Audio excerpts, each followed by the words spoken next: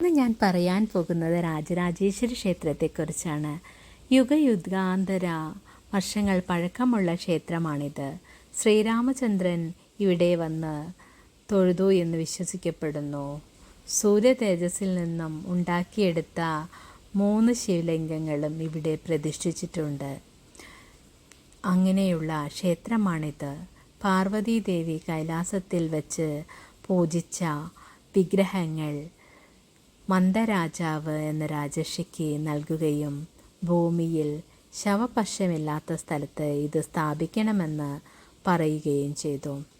അതിനനുസരിച്ച് രാജർഷി ഭൂമിയിൽ പല സ്ഥലങ്ങൾ സന്ദർശിച്ചു. എങ്കിലും ശവപശമില്ലാത്ത സ്ഥലം ഉണ്ടായിരുന്നില്ല.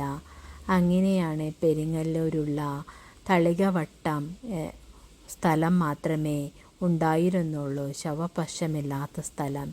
ആ സ്ഥലത്ത് ഭഗവാന്റെ പ്രതിഷ്ഠ ചെയ്തു. എങ്കിലും അത് ഭൂമിക്കടിയിലേക്ക് താഴ്ന്നു പോകുകയാണ് ഉണ്ടായത്. ശിവഭഗവാന്റെ ശക്തി ഭൂമിക്ക് താങ്ങാനായിരുന്നില്ല. അങ്ങനെ വളരെ വർഷങ്ങൾ കഴിഞ്ഞതിന് ശേഷം പാർവതീദേവി മറ്റൊരു വിഗ്രഹം മറ്റൊരു രാജർഷിക്ക് നൽകിയിരുന്നു. ആ രാജർഷിയും ഇതേപോലെ തന്നെ വിഗ്രഹങ്ങൾ പ്രതിഷ്ഠിച്ചു. എങ്കിലും അതും താഴ്ന്നു പോകുകയാണ് ഉണ്ടായത്.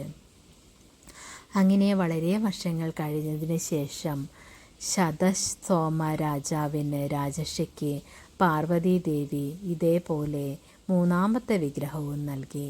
3ാമത്തെ വിഗ്രഹം സ്ഥാപിക്കുന്നതിന് മുൻപ് രാജാവ് അഗസ്ത്യമുനിയെ വിളിച്ചു വരുത്തുകയും രുദ്രമന്ത്രങ്ങൾ ചൊല്ലിക്കൊണ്ട് 12 തവണ പ്രദക്ഷിണം വെച്ചു. അതിനുശേഷം മാത്രമേ ആ വിഗ്രഹം അവിടെ ഭൂമിയിൽ ഉറച്ചു നിന്നുള്ളൂ.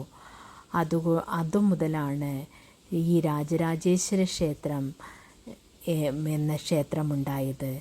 ആ ക്ഷേത്രം വളരെയധികം പ്രാധാന്യമുള്ളതാണ്. നെയ്യമൃതിന് നെയ്യമൃത് വെച്ച് പ്രാർത്ഥിച്ചാൽ ഏതുവിധ ആഗ്രഹങ്ങൾ സാധിക്കുന്നതും ഭഗവാന്റെ അനുഗ്രഹങ്ങൾ ലഭിക്കുന്നതുമാണ്.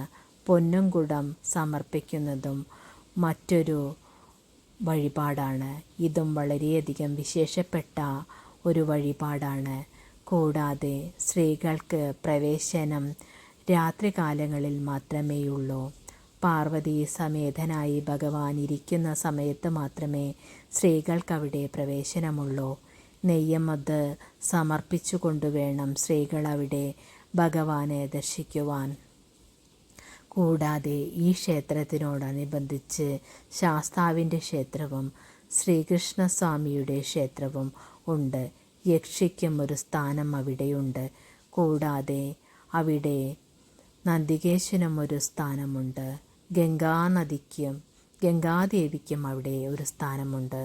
കൂടാതെ ദക്ഷിണാമൂർത്തിയെയും കാശി വിശ്വനാഥനെയും പ്രാർത്ഥിക്കുവാനും കൂടാതെ അവിടെ അന്നപൂർണേശ്വരിയെ പ്രാർത്ഥിക്കുവാനും ദുർഗാദേവിയെ പ്രാർത്ഥിക്കുവാനും എല്ലാവരെയും ചുറ്റമ്പലത്തിൽ പ്രാർത്ഥിക്കുവാനുള്ള പല ഭാഗങ്ങളുമുണ്ട്. ആ ഭാഗത്തേക്ക് തിരിഞ്ഞുകൊണ്ട് പ്രാർത്ഥിക്കണം.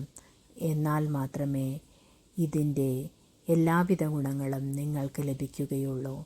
ശിവഭഗവാന്റെ എല്ലാവിധ അനുഗ്രഹങ്ങളും ലഭിക്കാനായി എല്ലാവരും ഈ ക്ഷേത്രം വന്ന് സന്ദർശിക്കുകയും ഭഗവാന്റെ കൃപാകടാക്ഷങ്ങൾ ലഭിക്കാനായി പ്രാർത്ഥിക്കുകയും ചെയ്യുക. ഇതുവഴി എല്ലാവർക്കും നന്മകളുണ്ടാവട്ടെ.